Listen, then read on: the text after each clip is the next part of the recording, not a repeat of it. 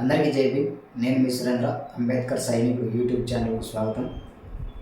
భారత రాజ్యాంగ నిర్మాత, దళితుల బాంధవుడు, బడుగు బలహీన వర్గాల ఆశాజ్యోతి,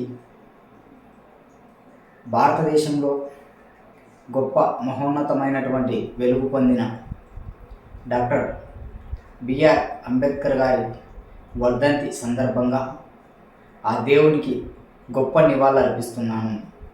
అలాంటి మహానుభావుడు మన భారతదేశంలో పుట్టడం మన భారతీయుల అదృష్టం. మరి ముఖ్యంగా అంటరాని కులంలో పుట్టి అంటరాని వారి తలరాతలను మార్చిన కారణ జన్ముడు.